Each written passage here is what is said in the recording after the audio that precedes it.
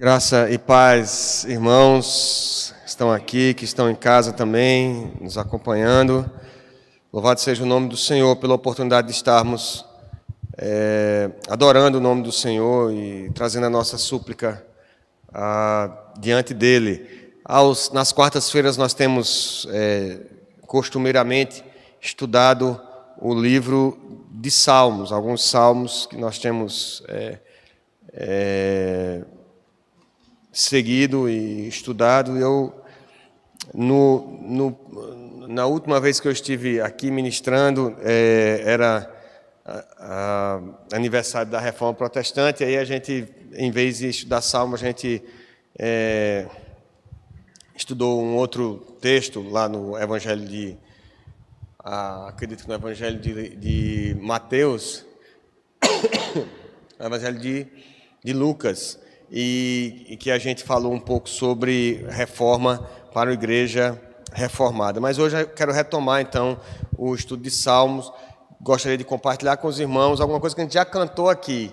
A gente cantou Colossenses 1, mas eu quero trazer o texto original lá de Salmo 24, Salmo de número 24.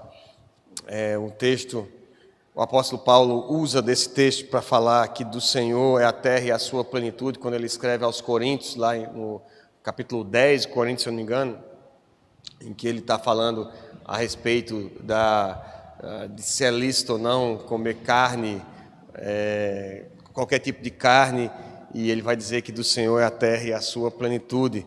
E como também no texto que nós cantamos aqui de Colossenses capítulo 1, diz assim a Sagrada Escritura: ao Senhor pertence a terra e tudo que nela se contém, o mundo e os que nele habitam.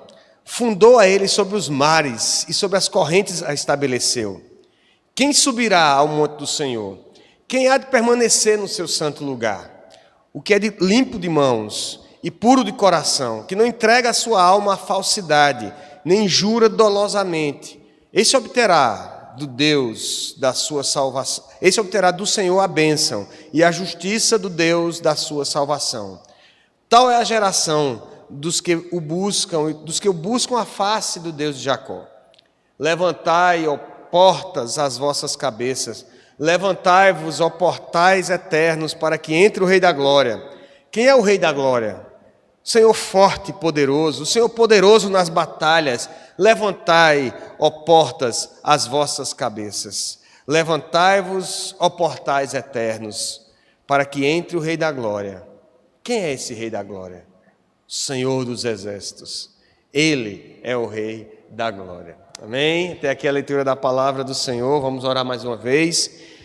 Ó Senhor, Santo Deus, Eterno Pai, Rei da Glória, nós cremos nessa palavra, Senhor, e agora ao considerarmos essa palavra que inspiraste teu servo Davi, cremos que ela é verdade soprada do teu trono.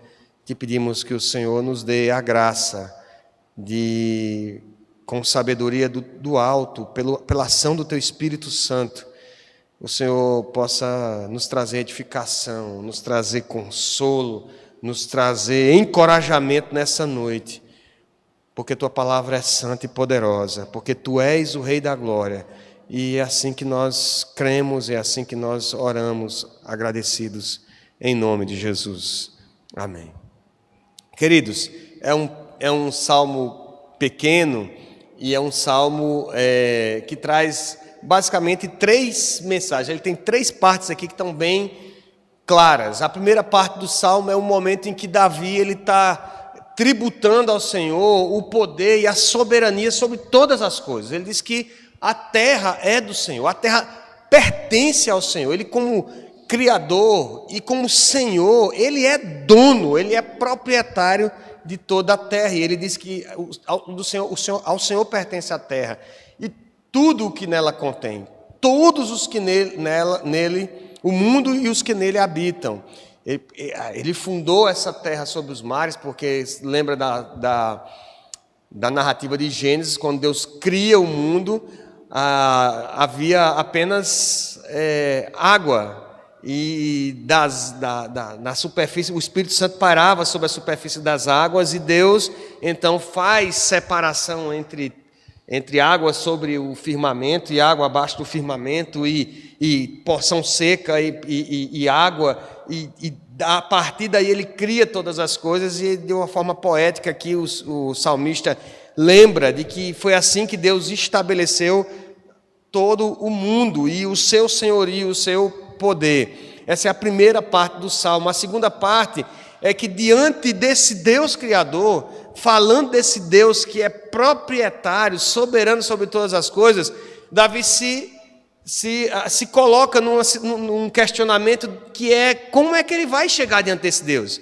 Como é que ele vai escrever um salmo? Como é que ele vai fazer uma poesia? Como é que ele vai adorar esse Deus? Como é que ele vai salmodiar esse Deus? Quem é que pode chegar diante de um Deus que é proprietário de todas as coisas? E a segunda parte do salmo, então, do verso 3 ao verso 6, ele vai falar exatamente desse modo de chegarmos diante de Deus, de como devemos chegar diante dele. E é um salmo dinâmico, porque se num momento ele está falando da forma que se chega a Deus, num terceiro e último momento ele fala da forma como o Rei da Glória, esse Deus, ele vai entrar pelas portas da cidade, como ele vai chegar até nós, como é que a gente vai perceber essa presença dele, ele entrando em Jerusalém, aqui possivelmente a referência a Jerusalém, né, nesse momento de adoração, mas a gente obviamente vai remeter a outros fatos históricos. Quando eu leio esse salmo, duas coisas me vêm à mente de imediato. A primeira foi o que os meninos cantaram aqui, agora perto do final do louvor, eles cantaram Colossenses capítulo 1, que reafirma o fato de que do Senhor são todas as coisas, que Ele governa soberanamente. Colossenses capítulo 1, que nós cantamos, diz assim, a partir do versículo 13: Ele nos libertou do império das trevas e nos transportou para o reino do Filho do seu amor, no qual temos a redenção, a remissão dos pecados. Aí o que nós cantamos, dessa forma, vê se você lembra o que você cantou. Este é a imagem do Deus invisível, o primogênito de toda a criação, pois nele foram criadas todas as coisas, nos céus e sobre a terra, as visíveis e as invisíveis, sejam tronos, sejam soberanias, quer principados, quer potestades. Tudo foi criado por meio dele e para ele. Ele é antes de todas as coisas, nele tudo subsiste. Ele é a cabeça do corpo da igreja, ele é o princípio, o primogênito de entre os mortos, para em todas as coisas ter a primazia, porque aprove a Deus que nele residisse toda plenitude, e que, havendo feito a paz pelo sangue da sua cruz, por meio dele, reconciliasse consigo mesmo todas as coisas, quer sobre a terra, quer nos céus.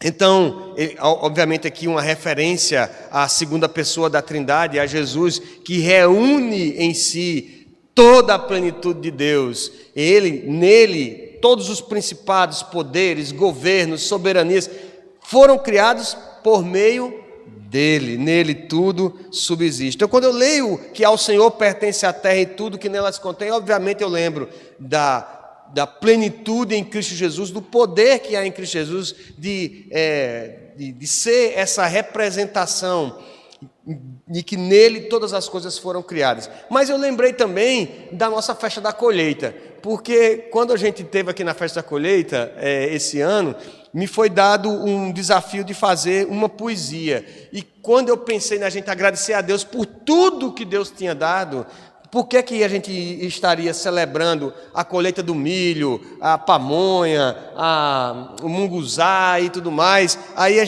eu escrevi a poesia lembrando desse texto da palavra do Senhor. Assim, só um excertozinho aqui, um pedacinho para os irmãos lembrarem e para eu poder compartilhar, porque isso também é louvor. Assim, e assim eu escrevi. E para que então esse ajuntamento? Para que tanto movimento? Explico para você entender que nosso Deus é Deus de celebração. Em toda a história de sua revelação, nos enche de motivo para a gente se alegrar. Pois se há uma coisa que não tem quem mude, seja na terra, no céu ou no ar, é que do Senhor é a terra e a sua plenitude. A Ele vamos, pois, adorar. Nos reunimos então para lembrar que Ele nos deu as chuvas, o frio da estação, tão importante para poder cultivar e da terra retirar nossa alimentação. O milho que dá pamonha, canjica, munguzá, cana-de-açúcar, melaço, cachaça, rapadura, feijão verde, carioquinha, macaçá, macaxeira, inhame, farofa na mistura, carne de sol, charque escondidinho, queijo de coalho, de manteiga, com cascão assadinho, pode servir até de um jeito bem rude, manteiga de garrafa por cima a banhar, pois do Senhor é a terra e a sua plenitude, a Ele vamos todos adorar. Mas não é só a comida que nos une, o fruto da terra que Deus tem nos dado, tem também a forma como nos criou, nos dotou de alguma ciência e habilidade, a sua semelhança nos deu criatividade. E por ter nos criado no Nordeste do Brasil, com a cultura, a bênção da identidade, uma mistura de outras culturas mil, sons e ritmos, forró, xote, baião, no embalo do triângulo, da zabumba na percussão, quando começa não quer mais parar, nem tudo convém, apesar da licitude. Lembremos que do Senhor é a terra e sua plenitude, a Ele vamos todos adorar. E porque Ele nos deu tudo, é que podemos celebrar. É tempo de cantar louvor e se alegrar, comer, rir, meditar, expressar nossa gratidão, ações de graça, hinos e adoração. Comidas típicas, nossos dons, a igreja toda animada, uma programação toda preparada, até com os versinhos a rimar. Mas antes mesmo de encerrar, espero que tenha entendido a festa com mais completude, porque do Senhor pertence a terra e a sua plenitude. Só a Ele vamos adorar. Então, faz parte da nossa adoração enquanto igreja, lembrarmos que do Senhor é a terra e a sua plenitude. Ao Senhor pertence a terra e tudo o que nela se contém, o mundo e os que nele habitam. Isso é uma verdade consoladora para nós, em tempos em que nós precisamos tanto de encorajamento, porque tudo o que há na terra, todas as pessoas que habitam na terra, tudo é do Senhor, pois Ele é Senhor sobre todas as coisas. A gente pode ter aquela visão equivocada de que somente aqueles que creem no Senhor, aqueles que são do seu povo, são dele. Lê do engano. Do Senhor é toda a criação, todas as coisas, todos os governos, todas as soberanias, todos os principados, tudo que foi criado é do Senhor, está sob o seu controle. Mesmo o mais ateu dos ateus, o mais agnóstico dos agnósticos, dos céticos, serve ao propósito de Deus na história, porque ao Senhor pertence a terra e tudo o que nela se contém. Ele é Senhor da sua, Ele não é apenas um criador que deixou a terra para lá para ser governada por si própria. Ele é Senhor e Criador. Ele criou e continua governando a sua criação. De tanto ouvir notícias ruins e prognósticos difíceis, porque vai acontecer isso, porque vai ser assim, porque as escolas, porque o governo, porque a economia. De tanto ouvir isso, é fácil a gente pensar em desesperar, é fácil a gente pensar em perder a esperança. Mas nós temos que lembrar que não é dos homens a força, nem é dos reis, nem dos reinos, nem dos magistrados. Por mais poderes que tenham numa democracia constitucional como a nossa, não é dos magistrados a última palavra. Todos, magistrados, presidentes, governadores, prefeitos, parlamentares, você, eu, ateus ou não, todos servem ao propósito do Senhor, porque do Senhor é a terra e tudo o que nela contém. Uma coisa semelhante acontece com o nosso direito de propriedade. Se você tem uma casa ou se você tem um carro, você tem o direito de usufruir dele, você tem o direito de usar ele, você tem o direito de pintar ele, ainda que você tenha que regulamentar a pintura depois, se você mudar de cor lá no Detran, mas você tem o direito de fazer esse tipo de coisa. Você tem o direito de vender ele, se descartar do bem, porque é seu, é propriedade sua. E da mesma forma, o Senhor, Ele é criador e dono de todas as coisas que Ele criou. E isso é maravilhoso, porque Ele pode, porque Ele é criador e Senhor e soberano sobre todas as coisas, Ele pode escolher um povo de propriedade exclusiva sua, um povo no meio de tantos outros, para que esse povo fosse luz para os gentios, manifestando assim o seu poder entre os outros povos, e através do seu povo eleito e do seu povo santo, Ele pode manifestar a riqueza da sua glória e do seu poder, do seu propósito de redimir a criação, glorificando o seu nome através da igreja, porque tudo é dele. Esse é o nosso Deus, esse é o Senhor, que é dono, proprietário da terra e de tudo o que nela se contém. E aí a gente chega no segundo momento desse salmo. Falei para vocês no começo, é um salmo dinâmico, que é que Davi, quando ele percebe isso, ele encara um problema. E agora, como é que ele vai chegar diante desse Deus? Como é que ele vai chegar diante desse soberano governador sobre todas as coisas, que tem o poder e o controle sobre toda a sua criação? Como encarar esse Deus Todo-Poderoso? O versículo 3 a 6 é esse o dilema de Davi. Ele diz: quem subirá ao monte do Senhor? Quem há de permanecer no seu santo lugar? O que é limpo de mãos e puro de coração, que não entrega a sua alma à falsidade, ou que não eleva a sua alma à vaidade, em outra tradução, nem jura dolosamente, esse obterá do Senhor a bênção e a justiça do Deus da sua salvação. Tal é a geração dos que buscam, dos que buscam a face do Deus de Jacó. Então, depois de enxergar esse domínio de Deus, o salmista, ele percebe a sua humanidade e ele tem que se curvar diante de Deus, adorar o Senhor, esse Deus criador e poderoso. Ele une aqui duas formas de adoração. Uma externa, é quando ele fala das mãos, o que é de limpo de mãos, e ele faz uma menção a algo interno, que é limpo de mãos e puro de coração.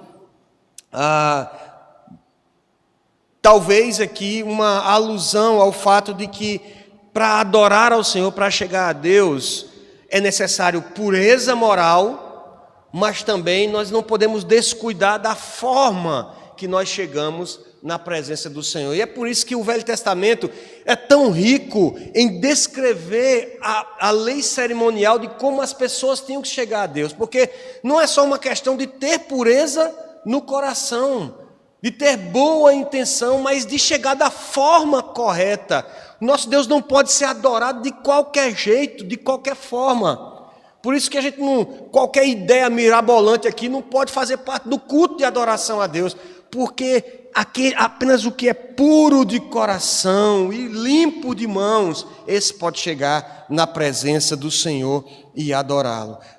O homem pode fazer o que é reto, por razões egoístas, para ser visto pelos outros, até com boa intenção, mas ele só chega na presença de Deus se houver pureza de coração. E nós sabemos que a pureza perfeita só encontramos na pessoa de Cristo Jesus. Só através de Cristo Jesus as nossas ações, os nossos desejos são reorientados para a adoração a Deus. E uma vez então que Cristo cumpriu completa e cabalmente a lei cerimonial estabelecida no Velho Testamento, na lei de Moisés, a nossa pureza está somente nele, não nos nossos méritos, não na nossa boa intenção, mas em Cristo Jesus. Nele nós podemos chegar em perfeita adoração a Ele, com a consciência que nós não podemos tratar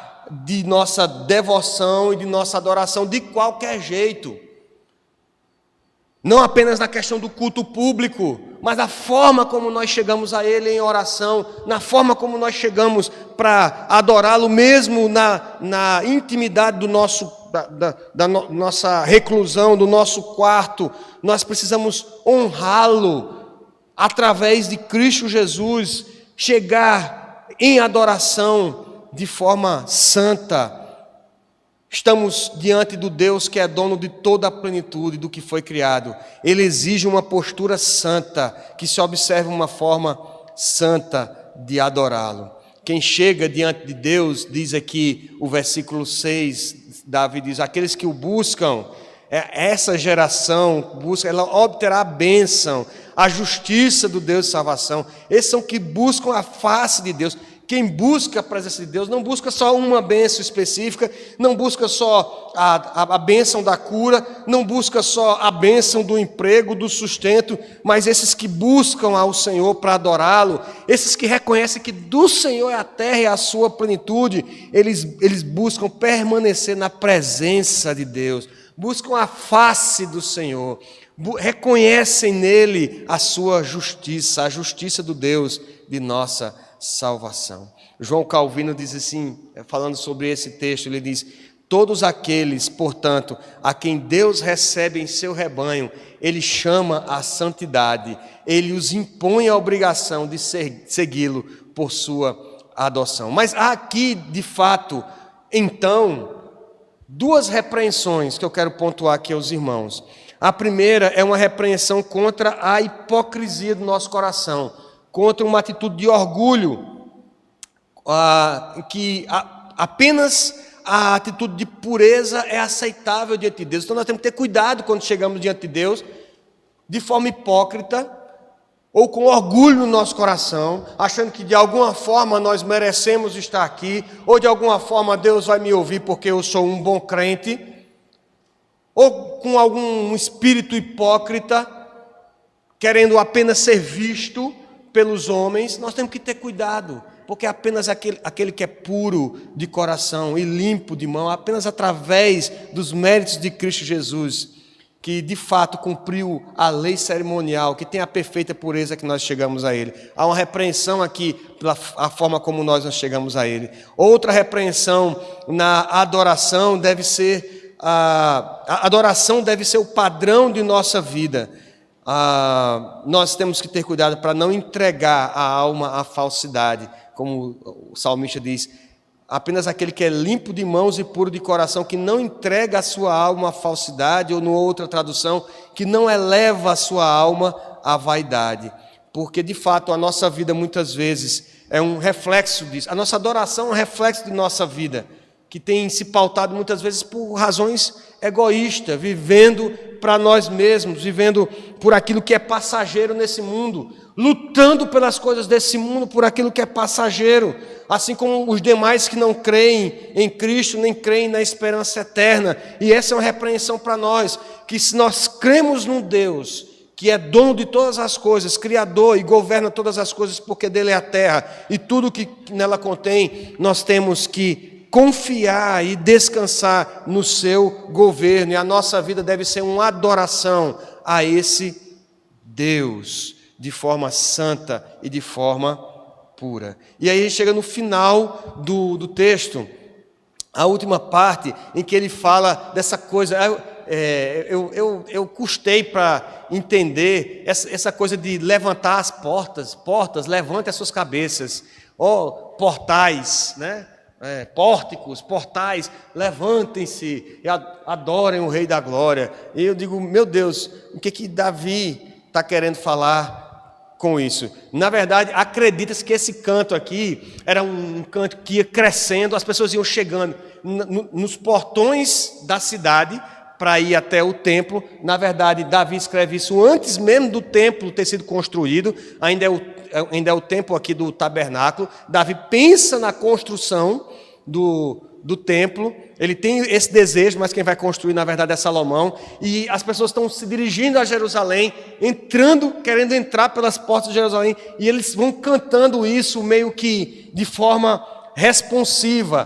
Perceba que há várias repetições aqui é como se fosse um coro. A palavra Rei da Glória é repetida 5 vezes nesses 4 versículos finais. E é como se eles chegassem e clamassem, então, abram-se portais para a entrada do Rei da Glória, e cantassem isso, e naquele momento ali a cidade se abriria para o povo entrar para adorar o nome do Senhor, adorar o Rei da Glória. Os adoradores que subiam ao tabernáculo chegam aos portões de Jerusalém e apelam para que se abram diante de Deus. Davi dá então vida aos portões, que levantam as suas cabeças em honra ao Todo-Poderoso Rei da Glória. Davi, aqui mesmo antes da construção do templo, chamava a atenção dos adoradores, não para um orgulho vazio, que depois a gente vai ver muitas vezes nos fariseus, nos próprios judeus e alguns discípulos, quando olham para a construção do templo e dizem assim: olha, vede, que construções, que coisa espetacular, um orgulho bobo por aquilo que tinha construído, por aquilo que tinha. E olha que era o templo de Herodes, não era nem o templo de Salomão. Mas Davi, quase que antevendo isso, ele chama a atenção não para esse orgulho bobo, mas para o Rei da Glória, para a presença da glória que dá sentido ao tabernáculo, que dá sentido ao templo, aquilo que verdadeiramente devia ser objeto da adoração, o Rei da Glória. Assim, a nossa adoração hoje não deve se pautar por qualquer outro tipo de compromisso, qualquer tipo de obrigação que não seja nos rendermos ao Rei da Glória. A gente vem para a reunião de oração porque aqui a gente se encontra com o Rei da Glória, porque aqui a gente eleva o nosso coração, o nosso pensamento, a nossa súplica e gratidão ao Rei da Glória. A Ele pertence a terra e tudo que nela contém. Nós chegamos em adoração no domingo, nós vimos em adorar a Deus como mocidade, como UPA, nós nos encontramos aqui para adorar, vivemos a realidade da igreja em adoração por causa dEle, não é por causa da nossa satisfação, ainda que haja prazer muitas vezes em estarmos aqui, ainda que haja alegria para se encontrar com os irmãos, mas o que traz sentido à adoração é a presença do Rei da Glória. Até os portais, até as portas reconhecem isso e cantam e adoram o Rei da Glória. A pergunta que se impõe é então: quem é o Rei que você serve? Quem é o Rei que você adora? É a si mesmo, a seu próprio ventre. Outro dia a gente estudava no grupo dos homens lá, o texto de 1 João, né? A concupiscência da carne, a concupiscência dos olhos. A gente às vezes vive para nós mesmos, para aquilo que a gente vê, para os nossos desejos. Será que esse é o nosso Rei? Será que é isso que de fato traz sentido à nossa vida? A atenção do mundo. Talvez esse seja um tema até para a gente estudar depois no grupo pequeno. A dificuldade que nós temos hoje de viver tentando dar a satisfação para as pessoas daquilo que a gente faz, daquilo que a gente é, tentando satisfazer, dar atenção ao mundo, agradar os outros. Será que é o presente século? Será que é a sua condição de vida hoje, uma boa condição de vida? Será que é isso que é o Rei que você serve? O nosso Rei não é apenas proprietário de tudo, Ele é Yahvé, o Senhor dos exércitos. Yahvé forte e poderoso, poderoso nas batalhas, como diz o versículo 8, o Senhor forte e poderoso, o Senhor poderoso nas batalhas. Ele luta as nossas batalhas, Ele nos garante a vitória sobre a morte, sobre o poder do pecado. Nós não servimos a homens por qualquer que seja a recompensa. Nós servimos a homens porque servimos primeiramente a Deus. Servimos a Deus, honrando a sua palavra, elevando os olhos para a eternidade. E aí, quando eu li esse texto, é inevitável não lembrar de uma entrada em Jerusalém, de uma passagem pelas portas de Jerusalém, porque o nosso Rei da Glória já entrou pelos portões de Jerusalém. Ele foi aclamado por crianças, gritos de crianças, saudações com ramos de palmeiras, hosana nas alturas. Ele entrou de forma triunfante, mas essa sua entrada em Jerusalém se transformou, na verdade, numa via dolorosa, porque o Rei da Glória, Todo-Poderoso, dono de todas as coisas, aquele que nós lemos lá em Colossenses, que é antes de todas as coisas, nele tudo subsiste, ele saiu de Jerusalém para ser crucificado, carregando uma cruz pesada de dor e sofrimento, culpa e pecado que não eram dele, mas eram nossa. Esse mesmo Rei da Glória, ele foi crucificado sim fora da cidade, fora dos portões da cidade, mas ressuscitou dentre os mortos e está sentado nos lugares celestiais à destra de Deus. E nos abrirá, não a Jerusalém daqui da terra, ele nos abrirá a Jerusalém celestial. Um dia a gente vai ouvir os portais de Jerusalém adorando o nome do Senhor, as portas, os portais eternos glorificando o nome do Senhor. A Jerusalém celestial, adornada com ruas de ouro, com pedras preciosas de todos os tipos, ele voltará forte, poderoso, não aos portais de Jerusalém, mas todo olho verá, toda língua confessará, até aqueles que não creram e não lhe deram a glória, nem o adoraram, e nós entraremos na cidade santa, nesse coro glorioso, o Deus Todo-Poderoso, vitorioso nas batalhas, o Rei da Glória, nós entraremos na cidade santa, sem choro, sem dor, sem noite, porque ele brilhará, o sol da justiça, ele brilhará, o Senhor dos exércitos, o Rei da Glória, a ele nós adoramos, o nosso Emanuel, nele nós esperaremos. Amém? Vamos orar mais uma vez ao Senhor pela sua palavra, agradecendo a Deus por essa certeza que nós temos de vida eterna. Ó Deus, nós te louvamos, Pai, porque podemos descansar no fato de que tronos, soberanias, poderes, potestades, toda e qualquer autoridade, ainda que não reconheça, está submissa, submetida ao Deus Todo-Poderoso, ao Senhor, a quem pertence a terra e tudo o que nela há. Nós te louvamos, Senhor, porque apesar de imperfeitos e sem ter como chegar diante de Ti, nós chegamos com ousadia por causa de Cristo Jesus, que conseguiu na cruz do Calvário, conquistou para nós o acesso à Tua presença, Senhor, e pelos seus méritos, Senhor, na sua santidade e pureza, nós encontramos perdão, nós encontramos graça em ocasião oportuna e podemos elevar as nossas vozes ao Rei da Glória. Junto com os portais eternos, com as portas, nós podemos entoar nossa adoração ao Rei da Glória, que subsiste para sempre. Ó Deus, porque esperamos nele, na sua vitória sobre a morte, na sua ressurreição, nós temos esperança, Senhor, de que entraremos na Jerusalém celestial e o adoraremos para sempre. Nele esperaremos. Ao Senhor pertence a terra e tudo o que nela há. O Senhor é forte e poderoso, o Senhor é poderoso nas batalhas. A Ti, pois, Senhor, seja a glória, a honra e o louvor. Renova, Senhor, renova em nós essa esperança. Encoraja, Senhor, os que estão abatidos e fracos por causa do tempo presente. Encoraja, Senhor, renova as forças. Ó Deus, tira os corações do pó, Senhor, do desespero, do olhar para as coisas desse mundo. Eleva o nosso coração, Senhor, na esperança da vida eterna e na certeza da tua soberania sobre todas as coisas.